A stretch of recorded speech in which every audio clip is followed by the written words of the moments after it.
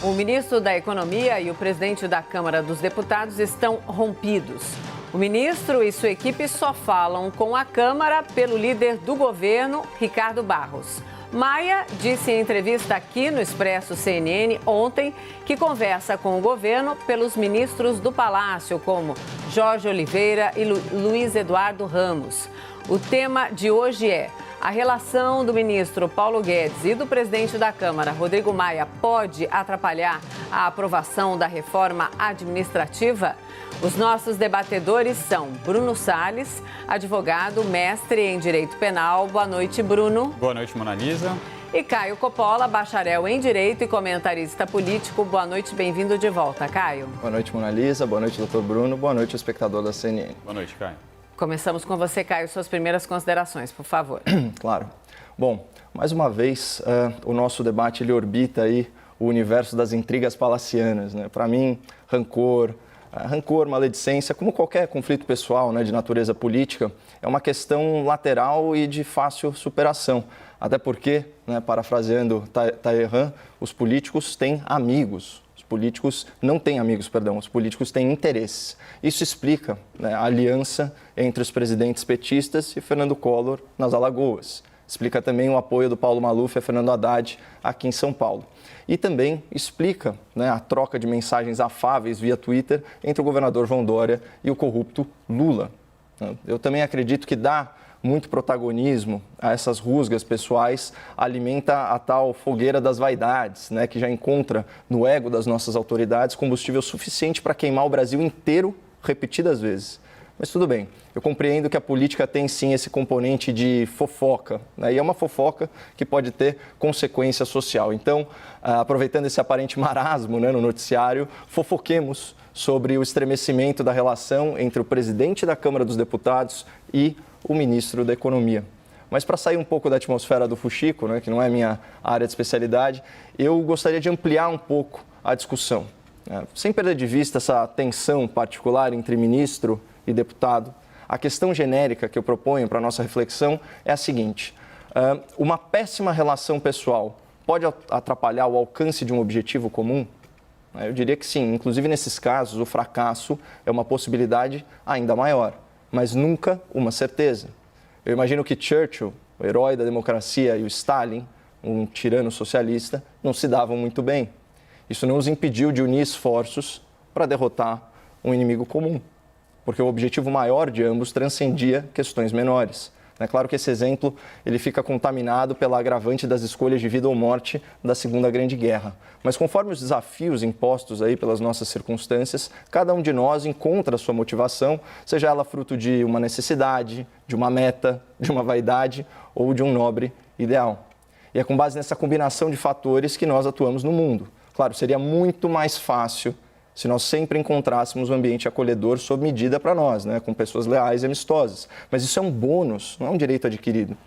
Por isso que eu não preciso ser o melhor amigo do Dr. Bruno ou frequentar a casa da Mona Lisa para oferecer para o espectador da CNN uma argumentação de qualidade, contribuir para um bom programa.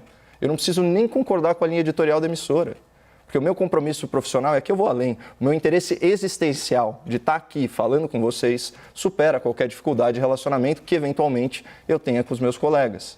Agora, isso é um exemplo pessoal, inclusive hipotético. Mas a gente pode extrapolar para várias situações do dia a dia. Detestar o seu professor não te impede de alcançar o objetivo de passar de ano, que, diga-se de passagem, é um objetivo comum entre mestre e aluno.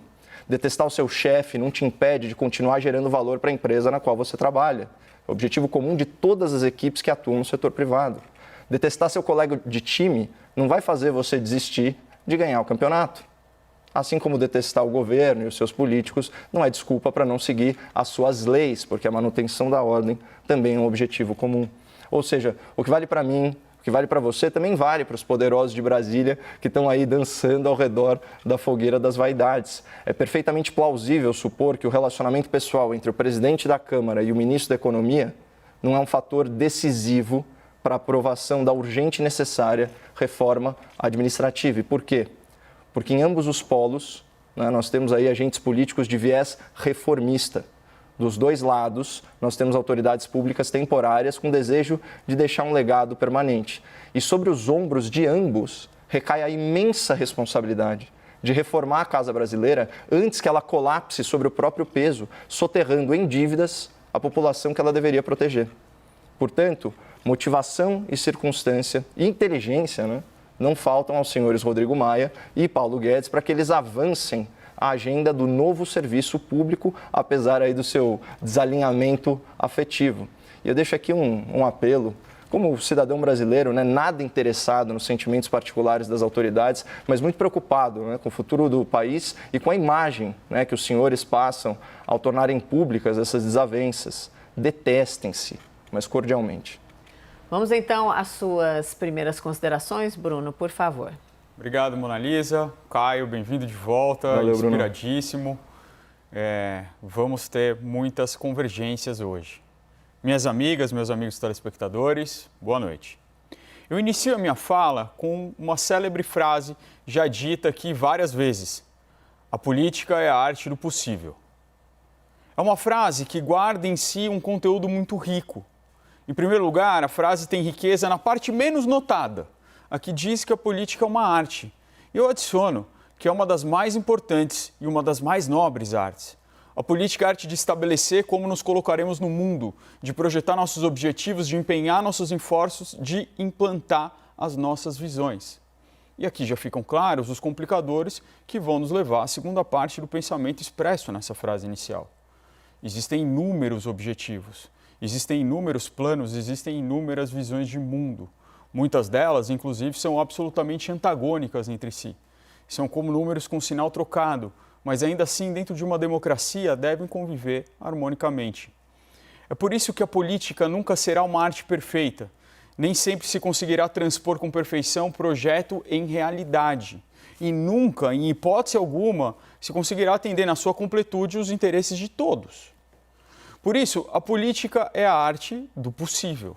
Quem não conseguir entender essa premissa básica, jamais vai conseguir sobreviver na política e, eu digo mais, provavelmente terá dificuldade para sobreviver em sociedade. Porque, acima de tudo, o homem público que aceita o fundamental ofício de participar da política jamais poderá faltar à tolerância, à complacência, à maleabilidade, à temperança. É claro que isso não significa trair os seus princípios ideais, isso não significa abrir mão da essência do seu pensamento. Isso apenas significa que jamais se pode perder de vista que os nossos ideais, interesses, visões e princípios terão que conviver com outros distintos. Dentro, é claro, da reserva do possível, do paradoxo da tolerância, que está bem balizado nas nossas leis e na nossa Constituição. Nós não podemos tolerar o racismo, não podemos tolerar o totalitarismo, não podemos tolerar a discriminação, o preconceito, os ataques ao Estado de Direito. Quanto ao resto, a gente pode e deve viver com pensamentos dissonantes.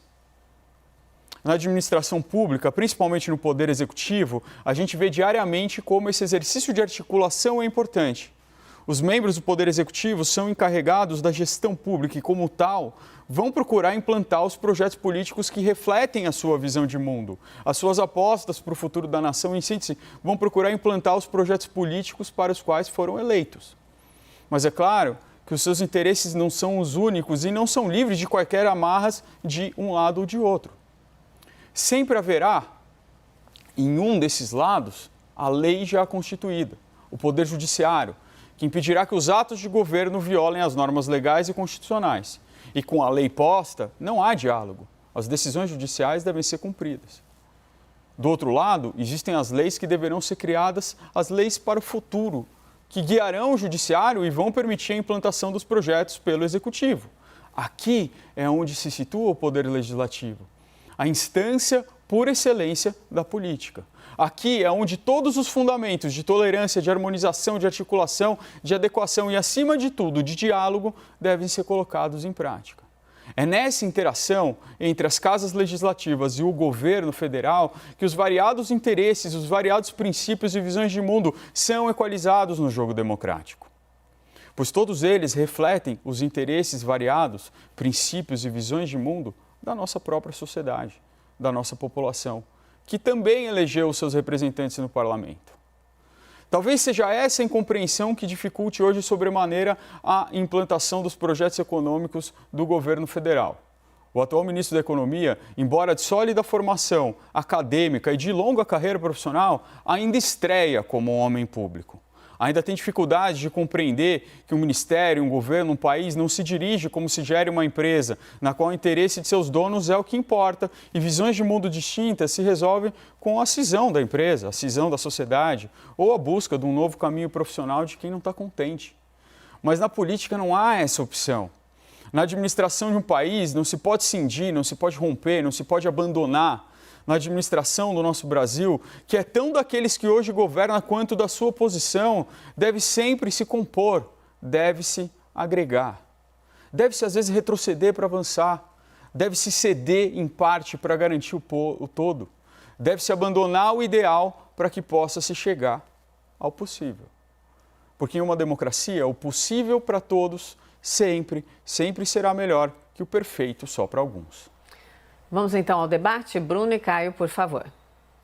O possível para todos sempre será melhor que o perfeito só para alguns. Excelente, doutor. Realmente, não sou só eu que estou inspirado. É um prazer retornar aí sendo recebido por tão louvável argumentação. Bom, só para colocar aí, eu acho que a questão da intriga palaciana, ela é fácil, ela já está praticamente exaurida, aqui não vai haver divergência, né? Mas eu queria trazer para o espectador da CNN a fala do presidente da Câmara, né, líder do Centrão, o senhor Rodrigo Maia, que diz o seguinte, aspas, para mim é importante aprovar as matérias, não falar com o Paulo Guedes. Então, apesar da deselegância aí no comentário, a fala ela explicita, sim, foco no objetivo, que em última análise é o que mais importa aí para o povo brasileiro, né? Como diz o talentoso apresentador e imitador, o André Marinho, quando ele faz aquela personificação do presidenciável Ciro Gomes, né? Não importa a cor do gato, importa que ele casse o rato. E não parafraseando isso, também não importa o humor do gato, não importa as amizades do gato. O importante é ele entregar o serviço, e aqui a gente está falando, claro, dentro das balizas legais. E também um pouco mais cedo, né? O nosso âncora, o jornalista Caio Junqueira, quando perguntado sobre esse ruído, né, na relação, essa tensão na relação entre ministro e deputado, se isso afetaria a aprovação da reforma, ele foi muito claro, né? Ele disse, olha, essa fogueira das vaidades que arde sem parar não afeta a aprovação, porque o Rodrigo Maia quer sair com um legado de reformista. E todo mundo sabe que eu sou um crítico muito vocal à presidência, né, do senhor Rodrigo Maia, mas a atuação mais recente dele, de fato, denota aí um compromisso, não só com a agenda reformista, mas também com responsabilidade fiscal. E ambas promessas, né, não só do governo de turno, o governo eleito, como também do parlamentar. Então, a gente teve aí recentemente a aprovação do novo Marco Civil do saneamento, foi muito importante, a manutenção do veto presidencial, que impede aí o aumento irresponsável, né, no funcionalismo público, e esse compromisso declarado com a reforma administrativa, que é uma ampla peça legislativa fundadora do novo serviço público no Brasil.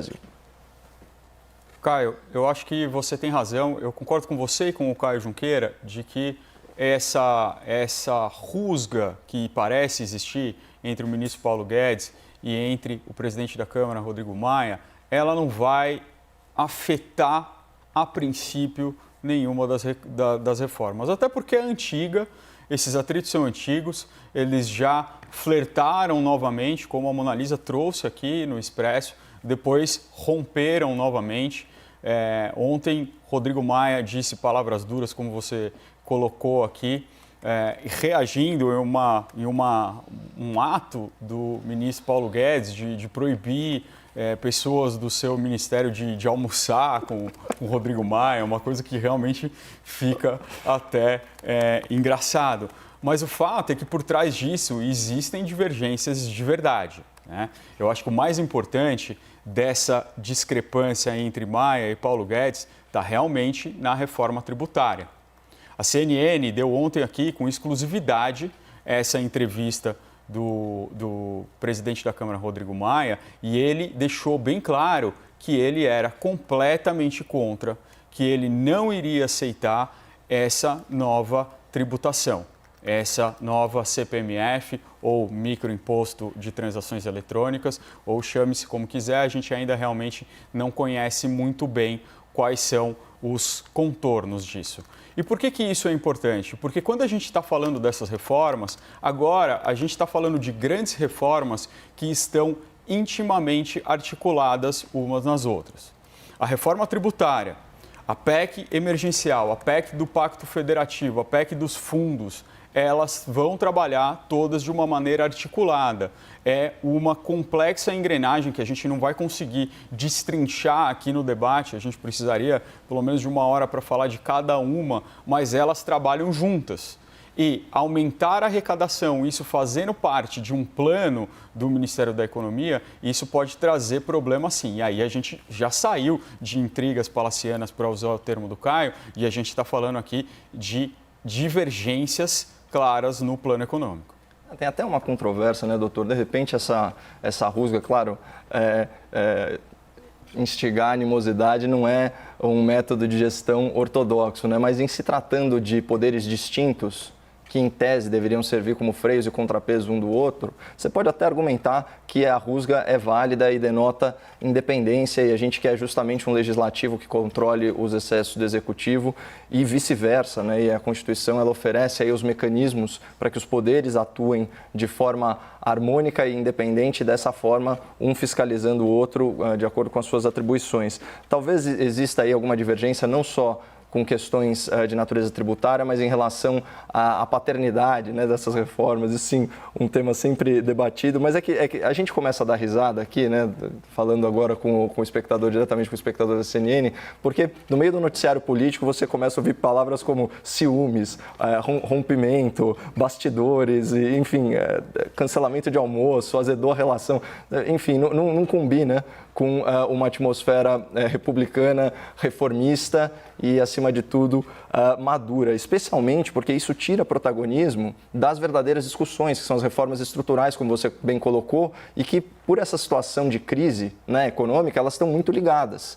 Eu destacaria, inclusive, né, o projeto da Lei Orçamentária Anual, que foi pouquíssimo discutido no debate público, perdeu protagonismo. Tem questões importantes, como, por exemplo, o aumento de 20% nas verbas do Bolsa Família, mas, né, aquela ausência que não preenche uma lacuna, né, a ausência sentida do programa Renda Brasil, que se tornou agora um problema de construção também para o Legislativo. Então, isso perdeu protagonismo. A reforma administrativa em si, como eu disse, é uma ampla peça legislativa que vai refundar o serviço público no Brasil, né? Você sabe que aquele desligamento por insuficiência, né, de desempenho, conforme o artigo 41 da Constituição, ele não está regulamentado até hoje, né? Isso é uma legislação dos anos 90, né? Uma reforma dos anos 90, e agora, finalmente, você tem os parâmetros. Isso é revolucionário em termos de gestão pública. E tem, enfim, já esgotou o tempo desse meu breve argumento, mas depois a gente endereça essas questões.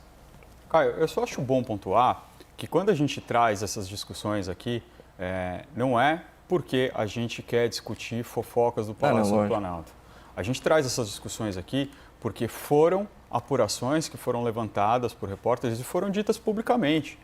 E uma palavra, eu já disse, a gente se acostumou um pouco, talvez por conta do governo do presidente Jair Messias Bolsonaro, a tentar flexibilizar um pouco, a atenuar as palavras que esses líderes da nossa nação dizem. Mas a gente não pode, essas palavras são importantes. As palavras do presidente da Câmara, que está na linha sucessória da presidência da República, que tem um papel tão importante na República, elas são muito importantes, elas são muito fortes, elas precisam ser debatidas. É claro que a gente não gostaria de hoje, em pleno século XXI, estar discutindo sobre importância de vacina. A gente não traz isso aqui no debate por uma mera polêmica, a gente traz isso porque o presidente da República se manifestou sobre isso. E a gente precisa falar sobre isso. E por trás dessas meras relações ou má relações, a gente vê sim movimentos políticos importantes. Um dos movimentos políticos importantes é a troca da liderança do governo na Câmara. E a interlocução da equipe econômica sendo feita agora com esse novo líder na Câmara. E de quem que a gente está falando? A gente está falando de um dos representantes do Centrão. A gente está mostrando uma aliança cada vez mais forte, cada vez mais imbrincada entre o governo federal e o Centrão. E, por outro lado, a gente vê um outro movimento que a gente debateu aqui bastante, Caio, que é a Rodrigo Maia agora tendo uma interlocução direta com o Palácio do Planalto, sem passar pela equipe econômica. E qual é o ponto disso? Qual que é a relevância da gente entender isso? A relevância da gente entender isso é que no governo federal não há um consenso sobre o plano econômico. Não há um consenso sobre as ideias neoliberais do ministro Paulo Guedes e na semana retrasada, o presidente Jair Messias Bolsonaro mandou tirar um projeto de lei porque ele não estava de acordo. Essas sutilezas são muito importantes a gente trazer aqui para o debate e para o telespectador da CNN. É claro que se fosse para atribuir culpa sobre a pauta, né, ela recairia principalmente sobre as autoridades, né? Principalmente a julgar por essas falas infelizes, essas falas infantis, essas provocações, né, ou inclusive com as autoridades usando a imprensa, né, como veículo, né, para desopilação das suas frustrações pessoais. Agora, de novo, retornando, vamos falar do que realmente importa, que são as pautas legislativas, né? A gente está falando de uma reforma de enorme impacto social. Porque quando a gente fala que a gente quer fundar um novo serviço público ou reformar o serviço público, em última análise, a gente está falando da prestação de serviço à população brasileira. Tornar o serviço público melhor, tornar o serviço público mais eficiente, né? Então, eu dei um exemplo legislativo. A gente tem uma regra constitucional que está há décadas sem regulamentação. Na verdade, ela exige lei complementar para ser alterada. O que essa PEC faz? Ela coloca essa exigência como uma lei ordinária. Então, isso vai permitir a estados e municípios, né, que coloquem aí os seus critérios para que o funcionário público possa ser afastado, né, por insuficiência de desempenho, que é o mínimo, né? Você tem algumas localidades, né, no serviço público, na área de educação, você tem professores aí com um nível de absenteísmo gigantesco. A gente está falando de 2, 3 aulas em 10, né? Isso é inadmissível. Outra coisa, acaba com aquela excrescência jurídica, né, que é o regime jurídico único. É importante falar disso também.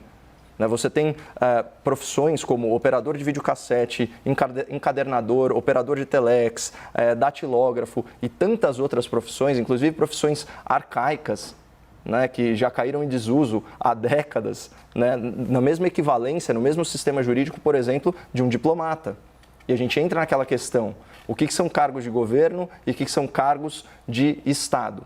Né? E você cria, não é uma legislação maniqueísta que estabelece uma dicotomia, proteção total ou ausência de proteção, não. São vínculos jurídicos e de estabilidade distintos conforme cada carreira. Né? E a gente teve aí um período de uma década que foram criados um aumento de 350% chegou, né, no número de carreiras e planos gerados. Então, isso de certa forma organiza a parte de recursos humanos do governo federal. Aí você vê, ao invés de a gente estar discutindo isso, né, e os meandros dessa legislação e como ela vai impactar o futuro do país, afinal de contas, ela é daqui para frente, então ela não impacta o funcionalismo público contratado atualmente. Ao invés de a gente estar discutindo isso, a gente discute os humores do senhor Rodrigo Maia e do senhor Paulo Guedes, né? Então, assim, só rindo para não chorar, até porque é sexta-feira.